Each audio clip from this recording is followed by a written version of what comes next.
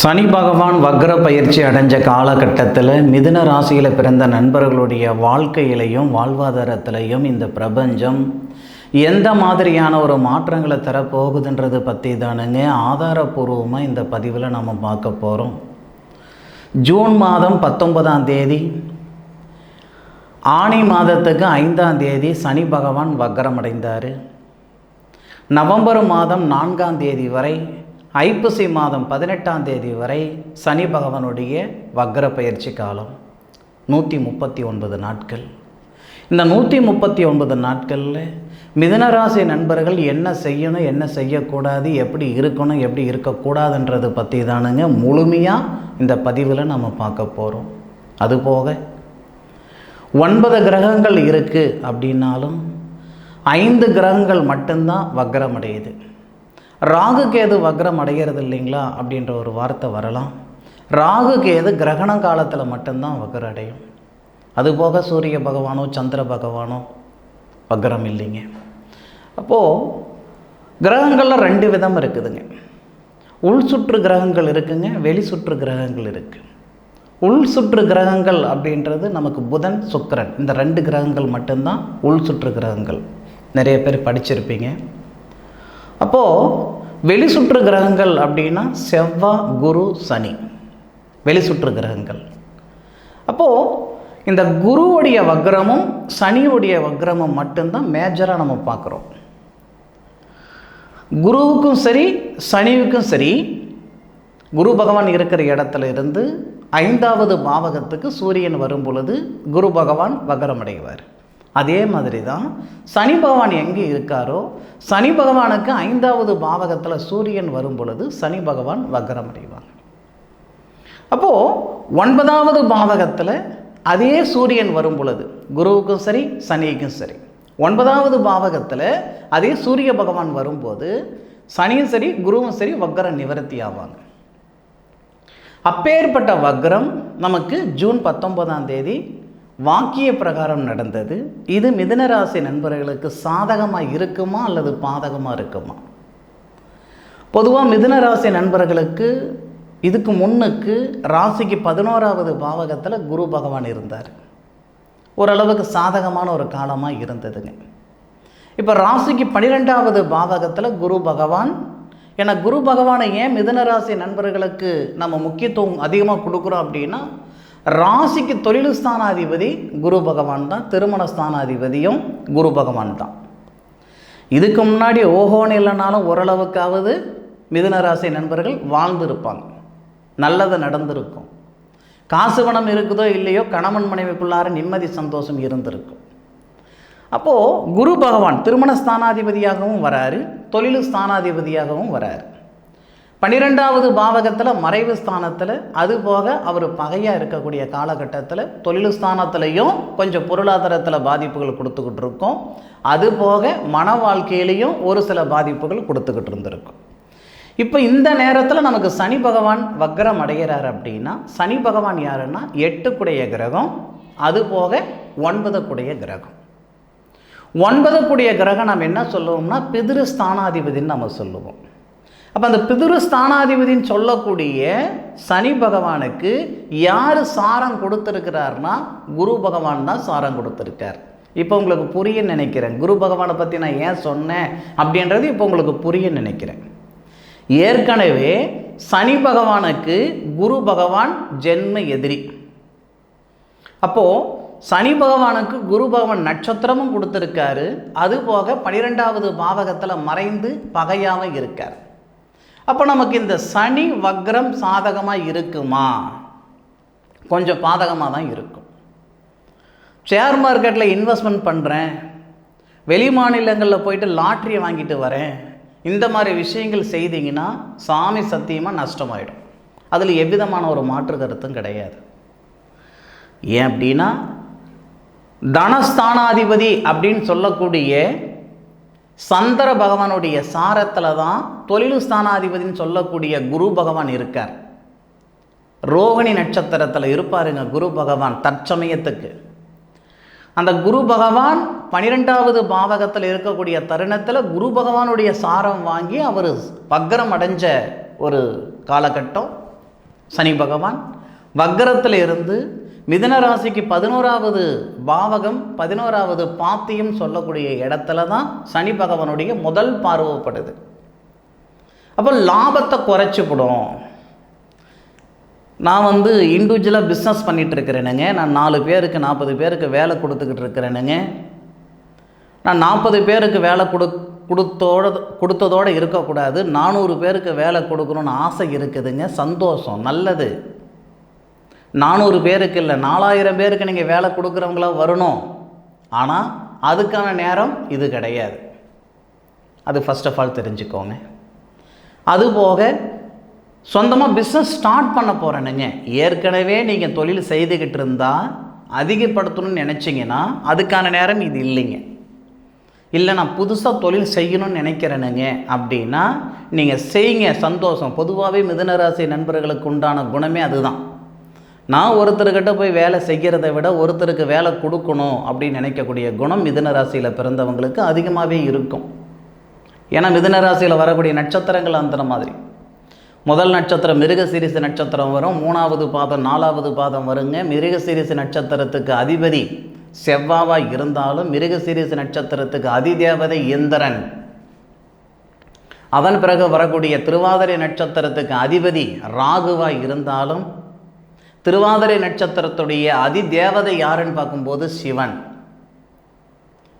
புனர்பூச நட்சத்திரம் அதிபதி குருவாக இருந்தாலும் புனர்பூச நட்சத்திரத்துக்கு அதிதேவதை ஸ்ரீராமர்.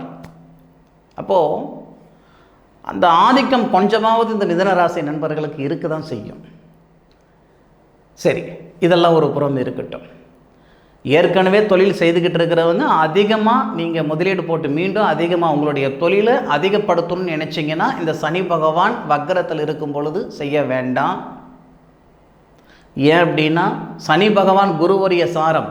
ஏன்னா குருவுடைய சாரமான புரட்டாதி நட்சத்திரம்னு சொல்லக்கூடிய குபேரர் பிறந்த நட்சத்திரம்னு சொல்லுவாங்க. ஏன்னா புரட்டாதி நட்சத்திரத்துக்கு அதிதேவதை குபேரர். அப்போது குபேரருடைய சாரம், அவருடைய சாரம் வாங்கி, அதாவது குரு பகவானுடைய சாரம் குபேரர் பிறந்த நட்சத்திரம்னு சொல்லுவாங்க. அப்போது அந்த நட்சத்திரத்தில் இருக்கக்கூடிய சனி பகவான் உங்களுடைய ராசிக்கு மிதுன ராசிக்கு 3வது பாவகம் சொல்லக்கூடிய 3வது பாத்தியத்தை பார்ப்பார். அப்போ நமக்கு அந்த தகரியஸ்தானத்தை பார்க்குறார், சகோதர ஸ்தானத்தை பார்ப்பார். நம்ம என்ன செய்வோம்னா ஒரு வேலை செய்யும் பொழுது, இதுக்கு முன்னாடி ஒரு வேலை செய்யும் போது தெளிவு இருக்கும், நிதானம் இருக்கும். ஆனால் இந்த நேரத்தில் சனி பகவானுடைய பார்வை சூரிய பகவானுடைய வீட்டில் பார்க்குறாரு வக்கரத்திலிருந்து. அதனால் என்ன பண்ணுவோம்னா தெளிவாக ஒரு முடிவில் இருக்க முடியாது. காலையில் எடுக்கிற முடிவு சாயந்தரம் இருக்காதுங்க, சாயந்தரம் எடுக்கிற முடிவு காலையில் இருக்காது. நான் பதிவு கொடுக்கறதுக்கு இப்போ கிட்டத்தட்ட ஜூன் மாதம் 19ஆம் தேதி சனி பகவான் வக்கரம் அடைஞ்சார். இப்போ நான் பலன் கொடுக்கறது எப்போ கொடுக்குறேன்னா கிட்டத்தட்ட 29 ஆகி போச்சு. ஜூனுக்கு 29 ஆகி போச்சு. கிட்டத்தட்ட சனி பகவான் வக்கரம் அடைஞ்ச கிட்டத்தட்ட 15 நாள் ஆகுது. இந்த 15 நாளில் ஓரளவுக்கு உணர்ந்துருப்பீங்க. நான் சொல்கிற பலன் ஓரளவுக்கு உங்களுக்கு தெரிஞ்சிருக்கும். அதுக்காக தான் கொஞ்சம் தாமதமாக கொடுக்குறேனுங்க. இந்த 15 நாள்லேயே உங்களுக்கு ஒரு சில யோசனைகள் எல்லாமே வந்திருக்கும். அப்போது ஒரு வேலை எடுக்கும்போது கொஞ்சம் அதான் டபுள் மைண்டுன்னு சொல்லுவோம் இல்லைங்களா, அந்த மாதிரி ஒரு சூழல் எல்லாமே இந்த 15 நாளாக இருந்துக்கிட்டு இருக்கும். அதனால் யோசனை பண்ணுங்க. இந்த நேரத்தில் விழுந்துட்டோம்னா எந்திரிக்க முடியாது. பொதுவாக எல்லாருக்கும் சுய தொழில் செய்யணுன்ற ஆசை இருக்க தான் செய்யுது. தப்பான நேரத்தில் ஏதாவது ஒரு செஞ்சுக்கிட்டோன்னு வச்சுக்கோங்களேன், மீண்டும் சரியான நேரம் வரும்போது சுய தொழில் செய்யணுன்ற மனசு வராது. இல்லை நம்ம மேலே நம்பிக்கை நம்மளை சுற்றி உள்ளவங்களுக்கு இருக்காது. அதனால் யாருமே அப்பாவால் தாத்தாவால் மாமா மச்சானால் சொந்த பந்தத்தால் யாருமே வரல. யாராவது ஒருத்தர் தான் அந்த மாதிரி 95% 99% தானாக கையை ஊனி கரணம் போட்டு சின்னப்பட்டு சிரமப்பட்டு தான் மேலுக்கு வந்துக்கிட்டு இருக்கோம். அப்படி இருக்கக்கூடிய காலகட்டத்தில் இருக்கிற நிலைமையிலேருந்து மேலே போகலனாலும் பரவாயில்லைங்க, இருக்கிற நிலைமையிலேருந்து கீழே போயிட்டோம்னா தப்பாகி போயிடும். அதனால் தொழில் சார்ந்த விஷயங்களுக்கு மிதுன ராசியில் பிறந்த நண்பர்கள் தயவு செய்து சூதானமாக இருந்துக்கோங்க. நான் ஒரு நிறுவனத்தில் வேலை செய்துக்கிட்டு இருக்கிறேனுங்க, வேலை கொஞ்சம் சங்கடமாக இருக்குது, அதனால் இருக்கிற வேலையை விட்டு வேறு வேலைக்கு போகலாமா? தப்பாயிடும். இருக்கிற வேலையை விட்டுவிட்டோம்னா மீண்டும் அந்த மாதிரி ஒரு வேலை அமைகிறதுக்கே கிட்டத்தட்ட 4 மாதம் ஆகிடும். வேண்டாம். முடிஞ்ச அளவுக்கு அந்த தொழில் கரெக்டான முறையில் செய்துக்கிட்டு வாங்க. மனசார செய்கிறீங்களோ இல்லையோ, வேறு வழி இல்லாமல் கூட செய்துக்கிட்டு வாங்க. கமிட்மெண்ட்டுக்காக செய்துக்கிட்டு வாங்க. உங்களுடைய தேவைகளுக்காக செய்துக்கிட்டு வாங்க. ஒரு 4 மாதம் போகட்டும். அதுபோக மிதுன ராசியில் பிறந்த நண்பர்கள், ஆண்களாக இருந்தாலும் சரி பெண்களாக இருந்தாலும் சரி, உடன் பிறந்தோரிடம், தன் கூட பிறந்தவங்க, அண்ணனாக இருந்தாலும் சரி, தம்பியாக இருந்தாலும் சரி, அக்காவாக இருந்தாலும் சரி, தங்கையாக இருந்தாலும் சரி, ஒரு சில சங்கடங்கள் ஏற்படுத்துகிற மாதிரி ஒரு நேரம் இந்த நேரம். நம்ம பேசுகிற வார்த்தையே அவங்களுக்கு சங்கடமாக இருக்கும். அதாவது பழமொழி சொல்லுவோம் இல்லைங்களா, பிடிச்ச பொண்டாட்டி கைப்பட்டாலும் குத்தம் இல்லை, கால் பட்டாலும் குத்தம் இல்லை, பிடிக்காத பொண்டாட்டி கைப்பட்டாலும் குத்தம், கால் பட்டாலும் குத்தம் சொல்லுவோம் இல்லைங்களா. அந்த மாதிரி இந்த நேர காலங்கள் நம்ம நல்லது செய்தாலும் அது தவறுன்ற பெயர் தான் வரும். பொதுவாக மிதுனராசி நண்பர்களுக்கெல்லாம் பழகி போன ஒரு விஷயம் தானுங்க இது. அப்படியெல்லாம் நீங்கள் நினச்சிருந்தா, யோசனை பண்ணியிருந்தா, பார்த்துருந்தா இப்போ இருக்கிற இடத்துல உங்களால் இருக்கவே முடியாது. ஏன்னா 4 மாதம் உங்களுக்கு நேரம் சரியில்லைன்னு நான் சொல்கிறேன்னா, இந்த மாதிரி 400 தடவை அனுபவித்து வந்தவங்க தான் இந்த மிதுனராசி நண்பர்கள். நேரம் சரியில்லைன்ட்டு யாரும் ஒரு இடத்துலையே உட்காந்தவங்கெல்லாம் கிடையாது. எது வேணாலும் பார்த்துக்கலாம் அப்படின்ற அளவுக்கு கான்ஃபிடண்ட்டோடு செயல்பட்டதுனால தான் இந்த இடத்துல இருக்கிறீங்க. சந்தோஷம் தானுங்க. ஒரு நேரம் இருக்கிற மாதிரி ஒரு நேரம் இருக்காது இல்லையா. இப்போ இருக்கிற நிலைமைக்கு நம்ம வர்றதுக்கு 20 வருஷம் கஷ்டப்பட்டுருக்கலாம், 30 வருஷம் கஷ்டப்பட்டுருக்கலாம், 15 வருஷம் கஷ்டப்பட்டுருக்கலாம். ஒரு செகண்டு தான் நம்ம இருக்கிற நிலைமையிலேருந்து கீழே போகிறதுக்கு. சரியா? அந்த ஒரு தொந்தரவு வந்துடக்கூடாதுன்றதுக்காக தான் சொல்கிறேன். இன்வெஸ்ட்மெண்ட்டு இந்த நேரத்தில் இருந்தால் விரயம் பண்ணுங்க, விரைய செலவு பண்ணுங்க. வீடு வாசல் வாங்கணுன்ற ஆசை இருக்கா? இது வரைக்கும் வாங்க முடியாமல் சிரமப்பட்டு இருக்கிறீங்களா? இந்த நேரத்தில் 10 ரூபாய் கடன் வாங்கியாவது வீடு வாசல் வாங்குங்க, இல்லை வீடு வாசல் கட்டுங்க, இல்லை இடம் வாங்குங்க. ஏன் இவ்வளோ கான்ஃபிடண்ட்டாக இந்த ஒரு விஷயத்தை ஆணித்தரமாக நான் சொல்கிறேன் அப்படின்னா, தொழில் ஸ்தானாதிபதினு சொல்லக்கூடிய கிரகம் தனஸ்தானாதிபதினு சொல்லக்கூடிய சந்திரனுடைய சாரம் வாங்கி 12வது பாவகத்தில் இருக்கக்கூடிய தருணத்தில், 12வது பாவகத்தில் இருக்கக்கூடிய குரு பகவானுடைய சாரத்தில் தான் சனி பகவான் வக்ரம் அடைஞ்சி உங்கள் ராசிக்கு 11வது பாவகம், உங்களுடைய ராசிக்கு 3வது பாவகம், உங்களுடைய ராசிக்கு 6வது பாவகத்தை பார்க்குறார். அப்போ என்னென்ன நடக்கும்னா, லாபம் கட்டாகும், லாபத்தில் பிரச்சனைகள் ஏற்படும், அண்ணன் தம்பிகளுக்குள்ளார கருத்து வேறுபாடு ஏற்படும், கூட பிறந்த உறவு. அதே மாதிரி கூட பிறந்தவங்க கிட்ட மட்டும் இல்லைங்க, உங்களுடைய சொந்தம் பந்தம் நண்பர்கள் எல்லாருக்கிட்டையும் கெட்ட பேர் வாங்குற மாதிரி ஆகி போய்டும். மிக முக்கியமாக கவனிக்க வேண்டியது என்ன அப்படின்னா, நம்ம ராசிக்கு 6வது பாவகன்னு சொல்லக்கூடிய ருணரோக சத்துருஸ்தானத்தையும் பார்க்குறாரு சனி பகவான். அதுபோக அந்த பாவகத்தில், அந்த சத்துருஸ்தானம் சொல்லக்கூடிய பாவகத்தில் விருச்சிகம் அப்படின்னு சொல்லக்கூடிய இடத்துல சனி பகவான் வேற பகையாவார். இதெல்லாம் என்ன பண்ணும்னா உடல் உபாதைகள் கொடுக்கும். பொதுவாகவே இந்த நோய்க்கு மருந்தே கிடையாதியா அப்படின்னு சொல்லக்கூடிய நோய் என்ன நோய்னா மனநோய், மன அழுத்தம். அந்த மாதிரி மன அழுத்தம் ஏற்கனவே மிதுனராசி நண்பர்கள் அனுபவிச்சுக்கிட்டு இருக்கிறீங்க. புதுசாக மன அழுத்தமெல்லாம் வரணும்னு அவசியமெல்லாம் கிடையாது. எலும்பு சம்மந்தப்பட்ட தொந்தரவு, அதுபோக நரம்பு சம்மந்தப்பட்ட தொந்தரவு, வயிறு சம்மந்தப்பட்ட தொந்தரவு, இதெல்லாமே ஒரு சில மிதுனராசி நண்பர்களுக்கு ஏற்படும்.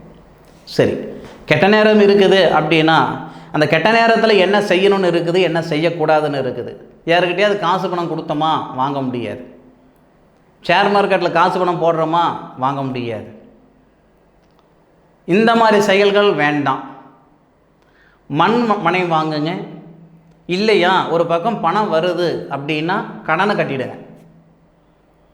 நான் பிஸ்னஸ் பண்ண போகிறேன், இல்லை பிஸ்னஸில் போட போகிறேன் அப்படின்ற சூழ்நிலைகள் வேண்டாம். இந்த நேரத்துக்கு மாதமே நம்மளால் ஒரு 50,000 ரூபாய் தான் சம்பாதிக்க முடியுது அப்படின்னா 50,000 ரூபாய் சம்பாதிக்கிற இடத்துலையாவது நம்ம இருக்கிறோமேன்னு சந்தோஷப்படுங்க. 5 லட்சம் ரூபாய் சம்பாதிக்கணும் அப்படின்ற எண்ணம் உங்கள் மனசுக்குள்ளே வர்றது வாஸ்தவம் தானுங்க. ஆனால் அதுக்கான நேரம் இது கிடையாது, பார்த்துக்கிடுங்க. அப்போது இன்னைக்கு என்ன வரவு இருக்கோ அதுக்கு தகுந்த மாதிரி உங்களை நீங்கள் தயார்படுத்திக்கிட்டு போயிடுங்க. கடனை உடனே வாங்கி இந்த நேரத்தில் மண்மனையில் இன்வெஸ்ட்மெண்ட் பண்ணுங்க. ஒரு 5 மாதம் கழித்து சத்தியமாக என்னுடைய வீடியோவை பார்த்து இந்த விஷயம் நான் செஞ்சேனுங்க, உண்மையிலேயே அந்த நேரத்தில் நான் செய்யலைன்னா மறுக்க நான் செய்கிறதுக்கான சந்தர்ப்பமே எனக்கு இல்லாமல் போயிருந்திருக்கும் அப்படின்னு எனக்கு ஃபோன் பண்ணி சொல்லுவீங்க. சார் இது சாத்திகமா? நிச்சயமாக சாத்திகம். ஏன்னா தொழில் ஸ்தானாதிபதி, அதுபோக திருமண ஸ்தானாதிபதி, திருமண காரகனுடைய வீட்டில் குடும்பஸ்தானாதிபதி சாரம் வாங்கியிருக்கார். இது அருமையான ஒரு அமைப்பு, சுப விரய செலவுகள் பண்ணுறதுக்கு. திருமணம் ஆயிட்டு பிரிஞ்சு போன தம்பதிகள், நிரந்தரமாக பிரிஞ்சு போன தம்பதிகள், மறுமணத்துக்கு உண்டான நேரம் இந்த நேரம். ஆசை 30 நாள், மோகம் 60 நாள்ன்ட்டு நான் கேள்விப்பட்டிருக்கிறேனுங்க. அந்த வார்த்தையெல்லாம் நான் காதால் கேட்டுருக்கிறேனுங்க. நான் காதால் கேட்ட வார்த்தை என் வாழ்க்கையில் உண்மையாயிற்று. என் வாழ்க்கை அந்த மாதிரி தாங்க நடந்துருச்சு. ஆசை 30 நாள், மோகம் 60 நாள்ன்ற மாதிரி தான் என் வாழ்க்கை அமைஞ்சிருச்சு. அப்படின்னா இந்த நேரத்தில் 100% உங்களுடைய அந்த மறுமணம் அப்படின்னு சொல்லக்கூடிய அமைப்புகள் இந்த நேரத்தில் ஏற்படும். தாராளமாக இந்த நேரத்தில் செய்துக்கிடலாம். சரியா? அதுபோக இந்த சனி பகவானுடைய வக்ர பயிற்சி காலகட்டம் ஓரளவுக்கு சாதகமான பலன்கள் கொடுக்குமா அப்படின்னா ஓரளவுக்கு சாதகமான பலன்கள் கொடுக்கும். அது எந்த வகையில்? மண்மனை வாங்கிறதுல, இன்வெஸ்ட்மெண்ட்டு, அசையாத சொத்து அப்படின்னு சொல்லக்கூடிய சொத்து வாங்கிறதுல. அசையும் சொத்து நம்மளால் வாங்க முடியுமோ வாங்க முடியாதோ. அசையும் சொத்து வேண்டாம், வண்டி வாகனம் வேண்டாம், இந்த நேரத்தில் வாங்கினா சிக்கல் கொடுக்கும். அசையாத சொத்து செய்யுங்க. இருக்கிற வேலை என்னவோ அப்படியே கண்டினியூ பண்ணிக்கிட்டு வாங்க, பிறகு பேசிக்கலாம். சரியா? அதுபோக என்னுடைய காணொலியை முழுமையாக பார்த்தமைக்கு மனசிலிருந்து மனமார்ந்த நன்றிகளை சொல்லிக்கிறேனுங்க. மீண்டும் அடுத்த ஒரு அற்புதமான தருணத்தில் உங்கள் அனைவரையும் சந்திக்கும் வரை உங்களிடமிருந்து விடை பெறுவது உங்கள் வீட்டு ஜோதிட நண்பனான மா காளிதாஸ் மணிகண்டன். திருச்சிற்றம்பலம். வாழ்க வையகம், வாழ்க வளமுடன்.